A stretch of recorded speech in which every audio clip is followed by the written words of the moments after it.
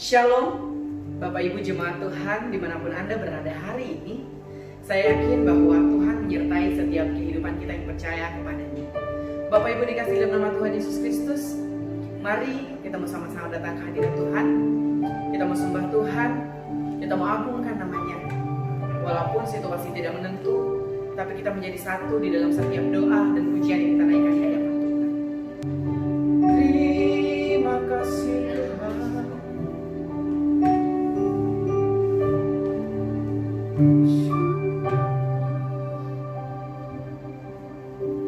Kita menaikkan pujian kita, kekuatan di hidupku Tuhan.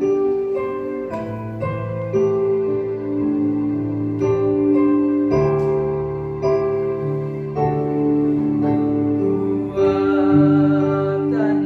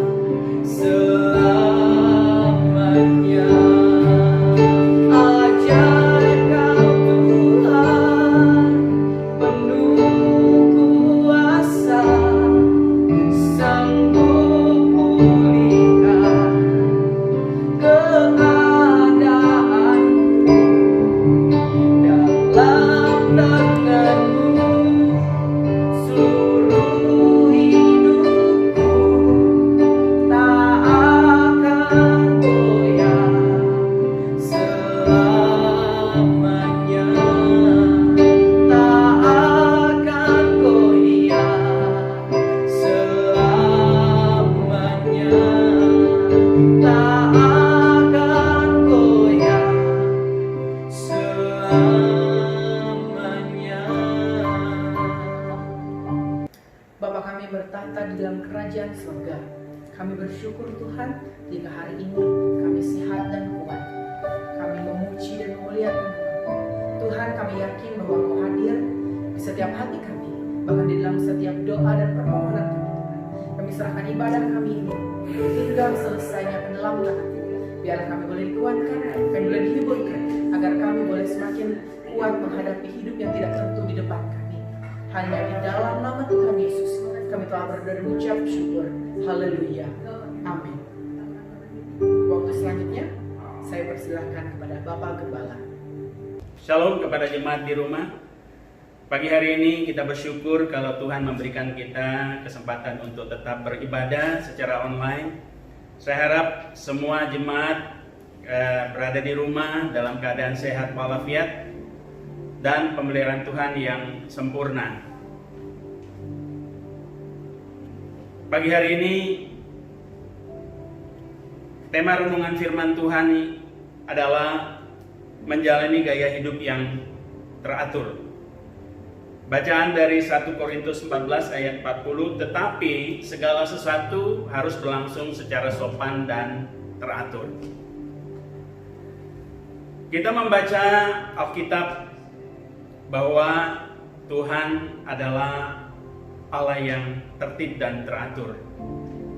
Bagaimana Tuhan menciptakan alam semesta, langit, bumi, serta segala isinya berlangsung begitu tertib dan teratur. Kalau kita belajar dalam ilmu kosmografi, melihat susunan tata surya yang diciptakan Tuhan sangat luar biasa tertib dan teraturnya.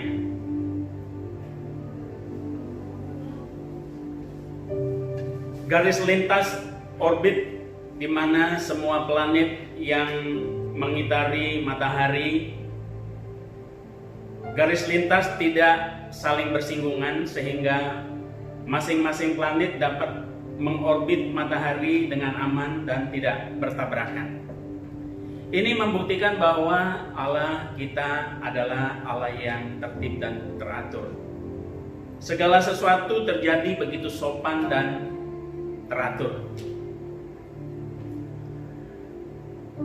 Makanya Albert Einstein mengatakan God revealed himself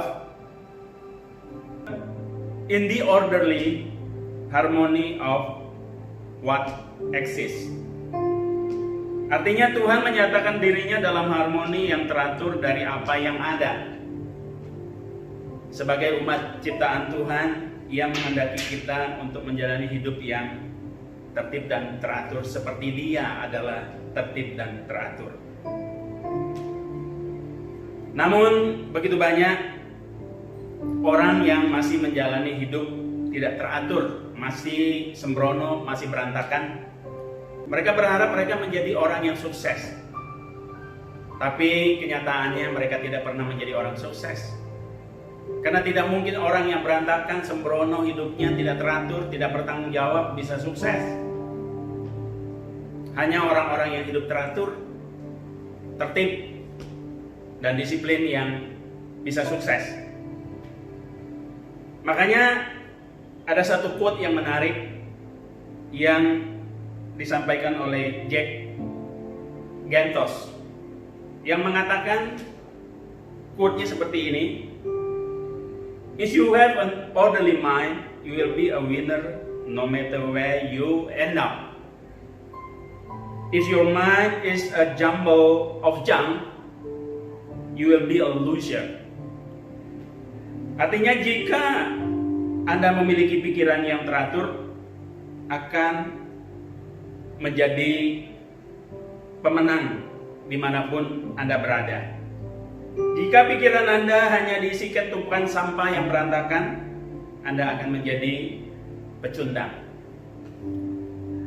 Demikianlah quote ini menyadarkan kita bahwa tidak ada satu orang yang hidupnya berantakan akan menjadi pemenang.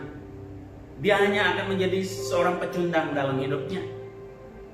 Oleh karena itu, kebiasaan kita dalam menjalani hidup ini haruslah dengan pola gaya hidup teratur. Dan gaya hidup teratur ini tidak semerta-merta timbul sejak kita lahir. Mereka harus menumbuh kembangkan kebiasaan teratur ini melalui satu proses dalam hidup mereka. Jadi kalau kita atau saudara yang masih hidup tidak teratur, Alkitab menasihati saudara untuk belajar dari belalang dan semut, dari seekor binatang yang kecil yang kita dapat baca di dalam Amsal 30 ayat 27. Belalang yang tidak mempunyai raja atau pemimpin, namun semuanya berbaris dengan teratur. Kita melihat belalang tidak mempunyai pemimpin, tidak diatur, tapi mereka mempunyai kebiasaan untuk berbaris dengan teratur. Karena mereka mempunyai habit, mempunyai kebiasaan, memang hidupnya teratur. Kebiasaan ini sangat memotivasi kita untuk belajar dari belalang yang binatang kecil bisa hidup teratur, apalagi kita sebagai manusia ciptaan Tuhan yang jauh melebihi belalang, jauh lebih sempurna. Berarti kalau belalang bisa teratur tanpa seorang pemimpin, kita pun sebagai umat ciptaan Tuhan bisa hidup teratur. Asal kita mempunyai kerinduan, keinginan untuk hidup dengan pola yang teratur. Menurut sebuah penelitian yang dimuat di Journal of Personality and Social Psychology Bulletin, kebiasaan hidup teratur, rapi dan disiplin dan bertanggung jawab membuat seseorang dapat menyelesaikan pekerjaannya dengan baik. Membuat seseorang dapat mengerjakan pekerjaan itu lebih produktif, lebih efektif dan efisien. Kalau kita mempunyai gaya hidup yang teratur. Semua dari kita haruslah belajar untuk hidup lebih teratur, lebih rapi, sebagaimana Tuhan adalah tertib dan teratur adanya. Hal ini membuat kita terpanggil untuk hidup dengan pola yang teratur, sebagaimana yang difirmankan di dalam 1 Korintus 14:40 tadi. Dikatakan, tetapi segala sesuatu harus berlangsung secara sopan dan teratur. Maka dalam hidup ini, apapun yang kita kerjakan, apapun yang kita hadapi, apapun yang kita lakukan harus berlangsung secara sopan dan teratur. Hal ini bisa terjadi kalau kita mau berlatih untuk mempunyai gaya hidup teratur. Pelatihan ini bisa kita lakukan masing-masing dari kita secara pribadi lepas pribadi. Berikut ini adalah kiat memberi kita pembelajaran untuk melatih diri hidup teratur. Yang pertama, mulai melakukan pekerjaan kecil dengan rajin dan disiplin. Seperti halnya merapikan tempat tidur setiap bangun pagi. Hal sepele ini jarang dikerjakan kebanyakan orang, karena umumnya para pria, para anak muda lelaki, mereka enggan melakukan pekerjaan seperti ini yang dianggap sepele. Beda dengan kaum wanita, mereka sudah mempunyai habit, mempunyai kebiasaan merapi tempat tidur sejak mereka masih kecil. Tapi untuk anak-anak lelaki biasanya mereka jauh lebih malas. Mereka kamar tidurnya lebih banyak berantakannya daripada rapi. Padahal dengan melakukan pekerjaan yang sepele ini, kalau kita biasakan diri, membawa dampak yang sangat luar biasa dalam kehidupan kita. Makanya seorang yang bernama William McRaven, seorang laksamana angkatan laut, seorang jenderal ya Amerika Serikat, menulis quote yang sangat menarik menurut saya. Dikatakan begini quote-nya, "If you want to change the world, start by making your bed." Artinya, kalau Anda ingin merubah dunia, mulailah untuk merapikan tempat tidur Anda. Pekerjaan sepele ini kadang-kadang tanpa kita sadari, kalau kita lakukan dengan tertib, dengan rajin, dengan tekun, hal ini akan membawa dampak dalam kehidupan kita, dalam karier kita sebagai umat Tuhan. Hal ini juga Pak Gembala lakukan dalam kehidupan sejak kecil.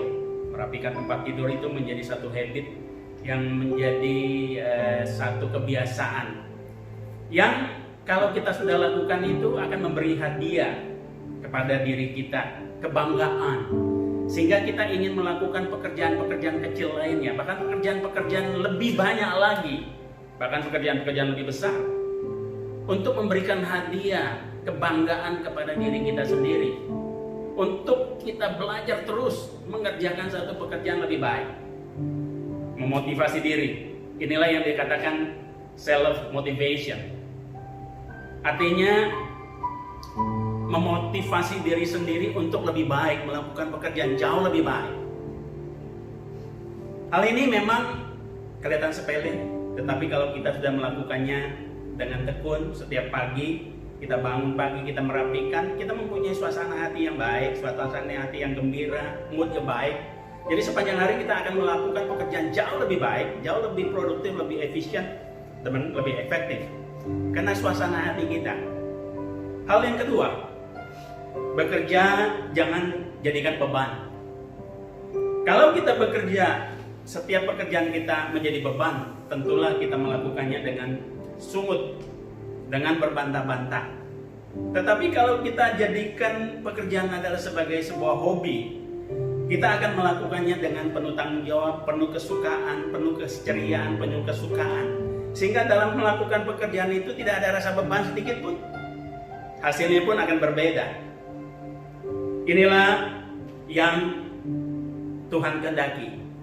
Tapi kita melihat apa yang dikatakan di dalam Alkitab, banyak orang yang tidak melakukannya, menjadi pekerjaan sebuah beban sehingga mereka jadi malas. 2 Tesalonika pasal 3 ayat yang ke 10 dan 11. Sebab jika waktu kami berada di antara kamu, kami memberi peringatan ini kepada kamu.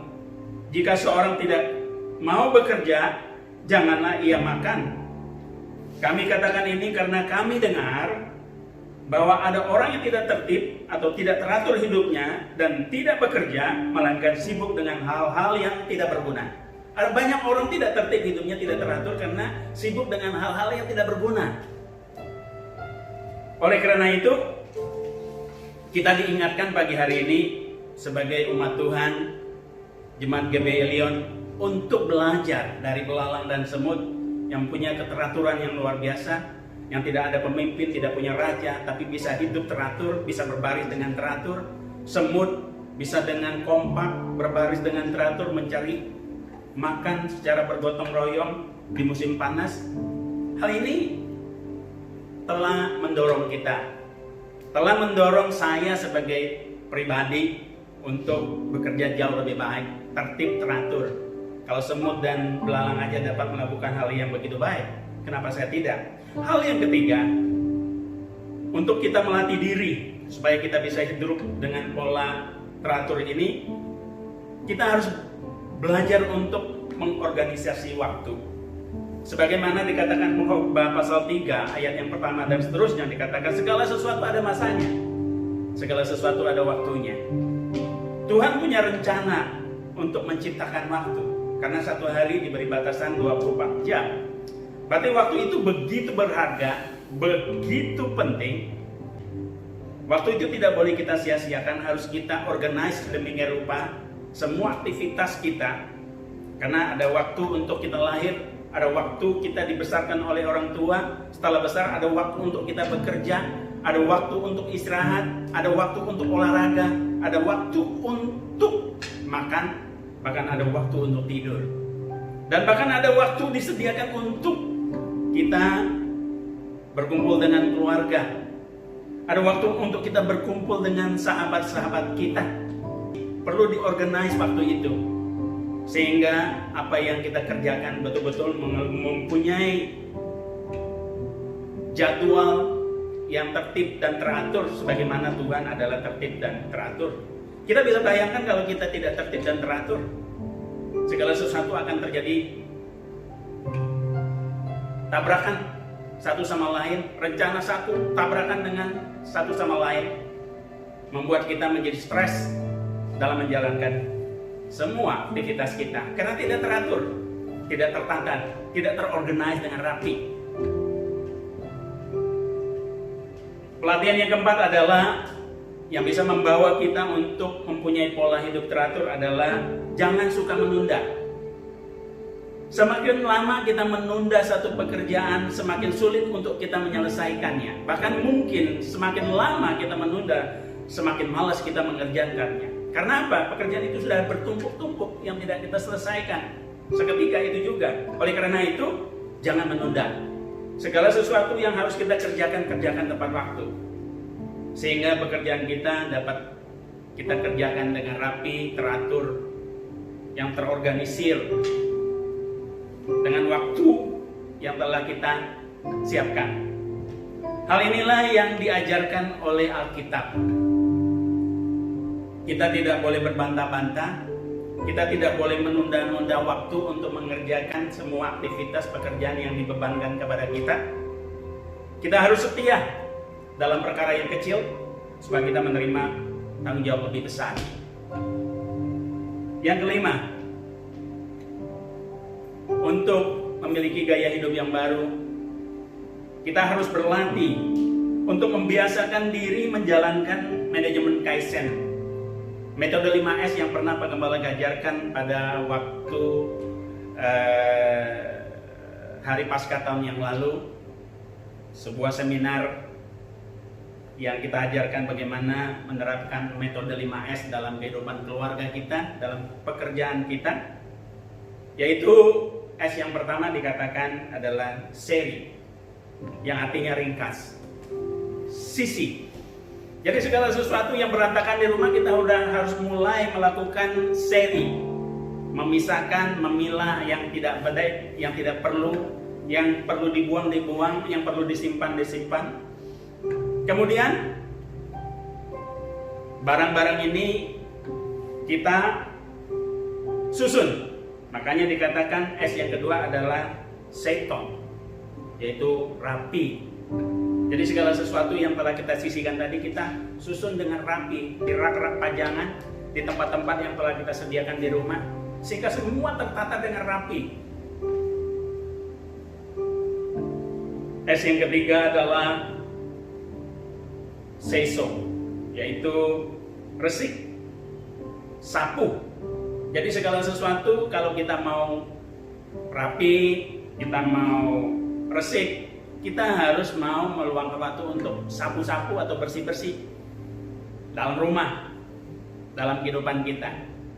Ini adalah bagian dari manajemen Kaizen yang ingin dikatakan berubah menjadi lebih baik. Kalau kita ingin berubah menjadi lebih baik, kita harus mempunyai atau menerapkan metode yang diajarkan hari ini. Karena hal ini dilakukan oleh bangsa Jepang, begitu rapi, begitu luar biasa. Kalau kita pergi holiday atau bertamasya di Jepang, kita melihat, waduh, kotanya begitu bersih dan rapi. Kita tidak menemukan tong-tong sampah yang ada di tempat-tempat umum, bahkan di stasiun kereta api tidak ada. Semua kita harus membawa tong sampah sendiri. Setiap kita makan, setiap kita mau membuang apa sisa makanan kita harus taruh di kantong sendiri. Kemudian kita bawa rumah, masukkan ke tong sampah di rumah. Hal ini yang dilakukan oleh bangsa Jepang, sangat luar biasa. Ini semua rata-rata mereka melakukan hal yang sama, sehingga tidak heran kalau Jepang begitu bersih. S yang keempat adalah seketsu, ada rawat. Satu pola perawatan yang terus-menerus dilakukan sehingga menjadi satu standar yang harus kita pelihara, kita jaga apa yang telah kita kerjakan.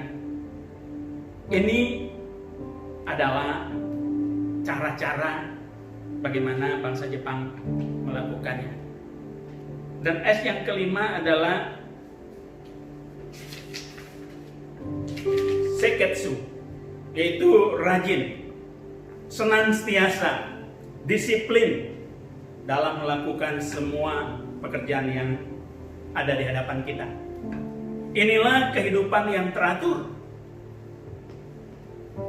Kalau semut dan belalang aja bisa hidup begitu rapi dan teratur, masakan kita umat Tuhan tidak bisa melakukannya. Maka Bala sungguh yakin bahwa dengan khotbah hari ini kita semua ditegur. Bagi yang masih hidup berantakan, berubah jauh lebih baik, lebih teratur. Kalau ingin menjadi orang yang sukses, kalau mau menjadi orang berhasil, mau menjadi pemenang, tidak ada lain, kita harus belajar hidup teratur. Demikianlah khotbah atau renungan firman Tuhan yang singkat ini boleh memberkati kiranya semua jemaat yang ada di rumah, sehingga firman Tuhan ini boleh merema dalam kehidupan kita. Setiap benih firman yang kita taburkan ini boleh jatuh di lubuk hati kita, bertumbuh dan berbuah lebat. Itulah kerinduan dari Tuhan terhadap kita semua. Haleluya. Renungan firman Tuhan telah selesai. Mari kita berdoa. Bapa, di dalam nama Tuhan Yesus, terima kasih atas kebenaran firman yang telah disampaikan. Kiranya ada hal-hal yang kurang berkenan, kurang pas Tuhan, biarlah Engkau sempurnakan melalui Roh Kudus ya Tuhan. Biarlah semua apa yang telah disampaikan bisa memberkati semua jemaat yang berada di rumah ya Tuhan. Di dalam nama Tuhan Yesus kami telah mengucap syukur dan berterima kasih. Haleluya. Amin. Mari kita nyanyikan sebuah lagu untuk penutup daripada ibadah kita pagi hari ini. Kunaikan syukurku. Kunaikan syukurku buat hari yang Kau beri.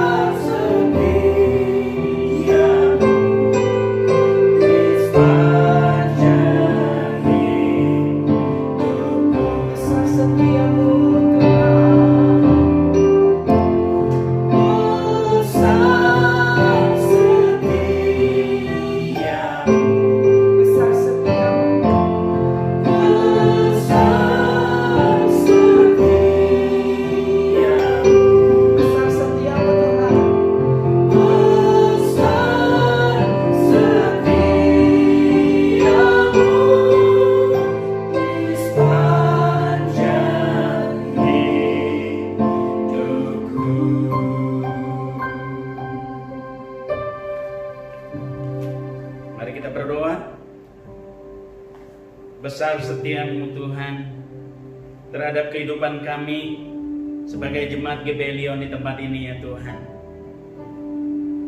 Besar kasih setiamu ya Tuhan kepada umatmu di tempat ini ya Tuhan, yang begitu setia memelihara,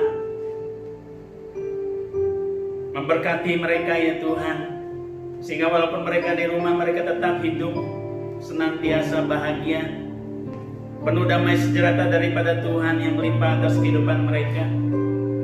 Walaupun virus corona melanda dunia, melanda Indonesia, mereka selalu berdoa berharap perlindungan daripada Tuhan nyata dalam kehidupan mereka.